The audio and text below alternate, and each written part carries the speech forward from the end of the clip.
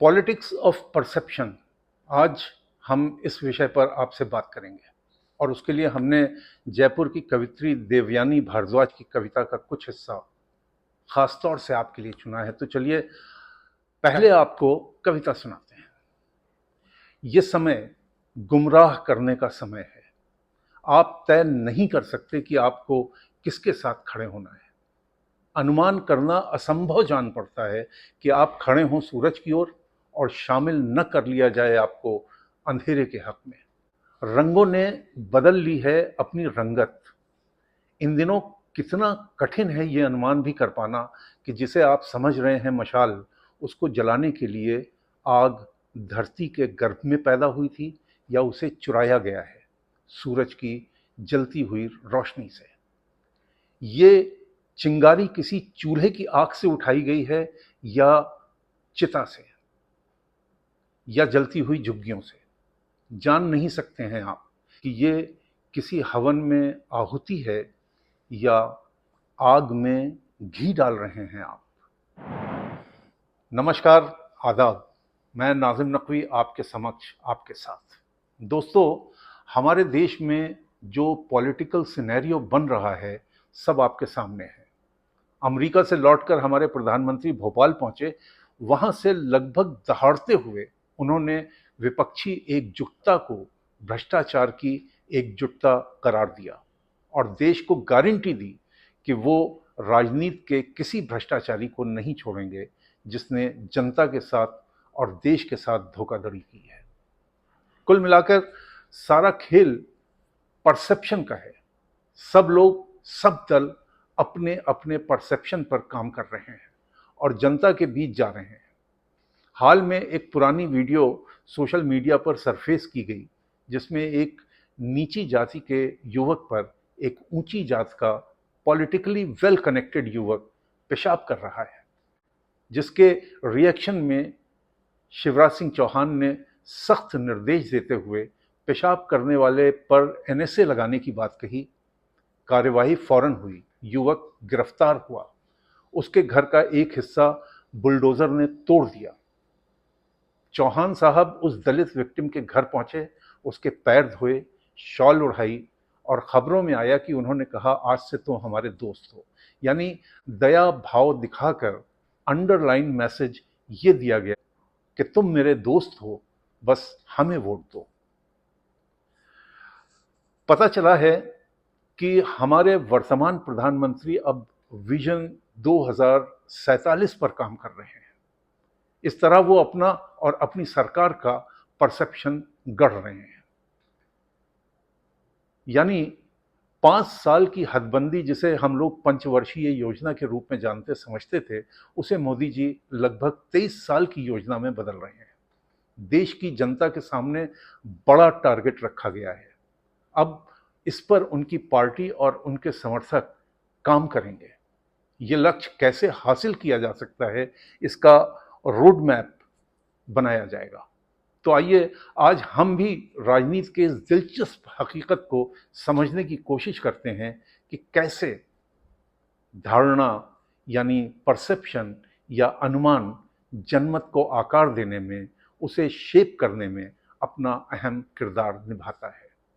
खासकर मीडिया और information overload के इस जमाने में गौर कीजिए तो परसेप्शन वो लेंस है जिसके जरिए हम अपने आसपास की दुनिया को देखते हैं, उसका अनुमान लगाते हैं और उसकी चर्चा करते हैं।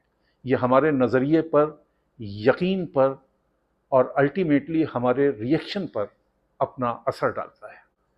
सियासत में धारणा बना ली जाती है, परसेप्शन क्रिएट किया जाता है जो जनमत को प्रभावित करता है।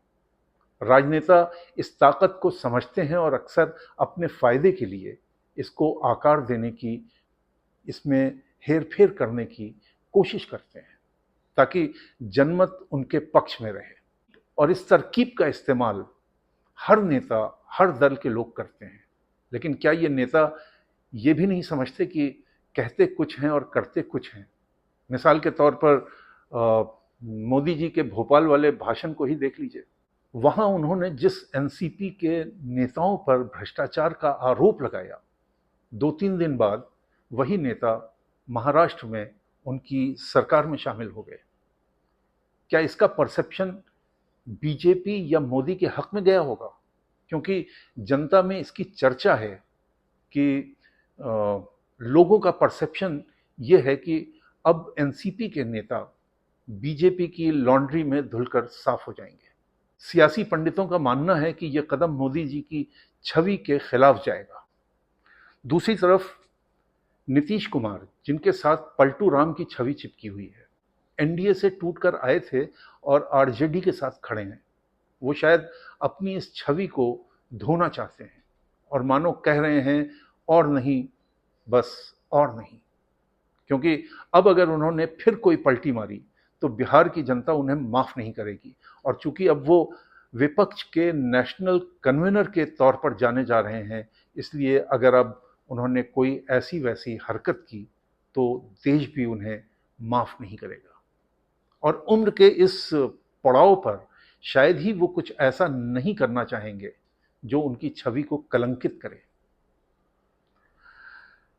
जनमत बनाने में, परसेप्शन क्रिएट करने में मीडिया आउटलेट्स का भी इम्पॉर्टेंट रोल होता है। किसी खबर को कैसे तैयार करना है, कहानियों को कैसे गढ़ना है, वो अगर निष्पक्ष नहीं है तो इस पर काम करते हैं। क्योंकि इंफॉर्मेशन फ्लो को कंट्रोल करने की ताकत उनके पास होती है। और आज जिस दुनिया में हम रह रहे हैं वो डिजिटल दुनिया है। इस डिजिटल एज में मीडिया खतरनाक हद तक आगे बढ़ चुका है।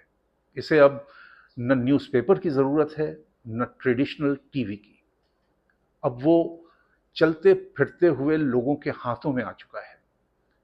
2022 के ministry of information and broadcasting के एक आंकड़े के मुताबिक देश में करीब 60 करोड़ लोग स्मार्टफोन्स यूज़र हैं, जिनके पास पल पल की जानकारियां मौजूद हैं, जो आम धारणा को आकार देने में महत्वपूर्ण भूमिका निभा रहे हैं, जो हमारे देखने, सुनने और यकीन करने की क्षमता पर असर डालती है। 2014 में यूपीए सरकार के खिलाफ इसी मीडिया ने मोदी की मदद की थी।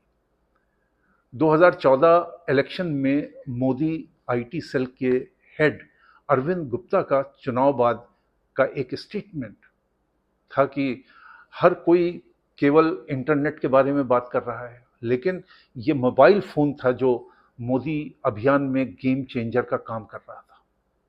मोदी जी की घोषणाएं 15 लाख या 2 करोड़ जॉब्स, इसको डिजिटल मीडिया ने खूब फैलाया। मोदी जी की वीडियो क्लिप्स हर मोदी घर घर पहुंच गई।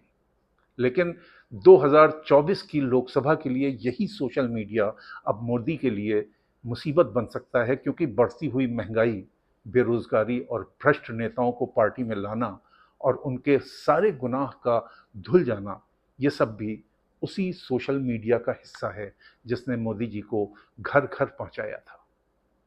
उनकी लोकप्रियता की इस तरह फ्रेमिंग की गई थी कि लगे कि मोदी जी देश की हर प्रॉब्लम का हल है। अक्सर राजनीतिक बहसों को किसी पॉलिसी की बात पर या यहाँ तक कि घोटालों को जनता के सामने रखने में उसकी कैसे फ्रेमिंग की गई है, इसका असर पड़ता है।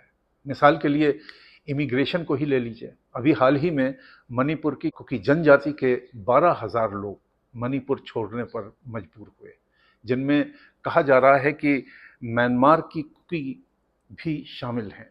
मतलब वहाँ पर बांग्लादेश के चकमा बौद्ध, म्यांमार के चिन कुकी, जोम जो पड़ोसी देशों से, और मणिपुर और मिजोरम में आकर बस रहे हैं। इस पर होने वाली राजनीतिक बहस को ही ले लीजिए। एक राजनेता हमारी सीमाओं की रक्षा करना और सुरक्षा सुनिश्चित करना जैसे शब्दों का इस्तेमाल करके इसे राष्ट्रीय सुरक्षा का मुद्दा बना सकता है, और कोई दूसरा नेता इसे एम्पैथी यानी सहानुभूति, करुणा और इम्पॉर्टेंस ऑफ डाइवर्सिटी पर जोर देते हुए इसे ह्यूमैनिटेरियन क्राइसिस की तरह पेश कर सकता है। एक ही मुद्दे को अलग अलग ढंग से पेश करके दो अलग अलग भावनात्मक प्रतिक्रियाएं उत्पन्न करते हुए जनता की राय को आकार दिया जा सकता है। इसके अलावा इमोशंस यानी भावनाओं का भी परसेप्शन पर बड़ा असर पड़ता है। इसे आप राहुल गांधी की भारत जोड़ो यात्रा में देख सकते हैं। कन्याकुमारी से कश्मीर तक पैदल चलना, बारिश में भीगते हुए भी भाषण देना, मोदी का बीते लगभग 10 सालों में एक भी प्रेस कॉन्फ्रेंस न करना और इसके जवाब में राहुल का हर स्ट्रीट में जर्नलिस्ट के सवालों का जवाब देना, इसका नतीजा आपने कर्नाटक के चुनाव में देख लिया। ये भी परसेप्शन का ही खेल था। जनता के मुद्दों के लिए जनता के बीच रहकर आवाज उठाना, इसने जनमत की धारणा पर गहरा प्रभाव डाला। आप इस इमोशनल परसेप्शन को उद्धव ठाकरे के साथ शिंदे के समर्थन में पार्टी की टूट में देख सकते हैं। महाराष्ट्र में इस टूट के बाद से जो भी चुनाव हुए उसमें उद्धव ठाकरे के हक में जनता की भावना को महसूस किया जा सकता है। बीएमसी के चुनाव महाराष्ट्र में टाले जा रहे हैं क्योंकि शिंदे सरकार को पता है कि उनकी सरकार का जो परसेप्शन बना हुआ है उसमें चुनाव कराने का मतलब है शिवसेना उद्धव ठाकरे गुट को उसके लिए मैदान तैयार कर देना। राजनीतिक दल जब भावनात्मक अपील करते हैं, चाहे वो भय हो, क्रोध हो, आशा हो, ये सब सहानुभूति के लिए जनता की राय पर असर डालते हैं। अभी एनसीपी की टूट के बाद 82 साल के शरद पवार ने जब प्रधानमंत्री के भोपाल वाले आरोप के संबंध में पूछा कि जब एनसीपी के नेता इतने भ्रष्ट हैं तो उन्हें आपने अपनी महाराष्ट्र सरकार में क्यों ले लिया, इस सवाल पर देश के जनमत में उनके लिए इमोशंस की एक लहर बनेगी, ऐसा महसूस किया जा सकता है। पॉलिटिक्स ऑफ परसेप्शन हमारे लोकतंत्र और पूरे सामाजिक ढांचे को अपने प्रभाव में ले सकने की शक्ति रखती है। यह तब होता है जब जनता की राय में हेरफेर किया जाए, उसे परवर्स किया जाए, विकृत किया जाए। इसे हम फर्जी खबरें या प्रोपेगेंडा पॉलिटिक्स भी कह सकते हैं। सोशल मीडिया के आने के बाद से यह खतरा और बढ़ गया है। गलत खबर या झूठी खबर बहुत तेजी से वायरल होती है, जिन पर लोग यकीन भी कर लेते हैं। झूठी खबरें बहुत तेजी से फैलती हैं। ऐसी स्टडीज हैं। MIT यूनिवर्सिटी यूएसए की एक रिसर्च कहती है कि सच्ची खबरों के अनुपात में झूठी खबरें 70% ज़्यादा तेजी से फैलती हैं। ये स्टडी ट्विटर पर की गई थी। इसकी वजह क्या हो सकती है? इस पर रिसर्चर्स का कहना है कि झूठी खबरों में नॉवेल्टी होती है, यानी नयापन होता है और इंसानों को कोई नई चीज़ तेज़ी से आकर्षित करती है, बेशक उसमें कोई सच्चाई ना हो। इसलिए लगातार डेवलप हो रहे मीडिया के सामने उसके साथ साथ क्रिटिकल थिंकिंग स्किल्स और मीडिया लिटरेसी को भी डेवलप करना बहुत ज़रूरी है। सोर्सेस पर सवाल उठाकर, फैक्ट चेकिंग टूल्स और अलग अलग नज़रियों की तलाश करके हम और आप खबर को समझदारी के साथ कंज्यूम कर सकते हैं और पॉलिटिक्स ऑफ परसेप्शन का मुकाबला कर सकते हैं।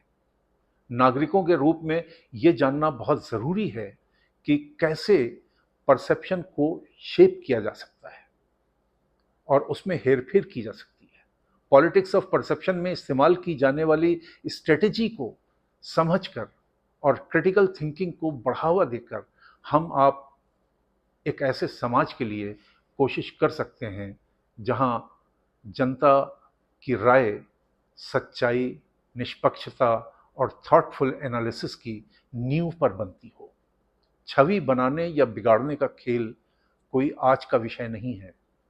सूरदास के यहाँ भी उनका एक पद ऐसा मिलता है जिसमें भगवान कृष्ण जब द्वारकाधीश बन जाते हैं और वृंदावन की गोपियों के लिए योग साधना के संदेश के साथ उद्धव को भेजते हैं, तो सूरदास इस पर व्यंग करते हुए एक पद गढ़ते हैं कि हरि हैं राजनीत पढ़ाए, समुझी बात कहत मधुकर जो, समाचार कछु पाए, हरि हैं राजनीत पढ़ाए।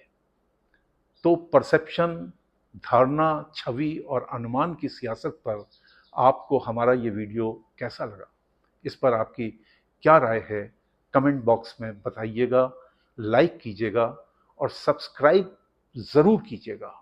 वाद विवाद के इस दौर में संवाद बनाने की इस कोशिश के साथ फिर मिलेंगे एक नए वीडियो के साथ। आदाब, नमस्कार।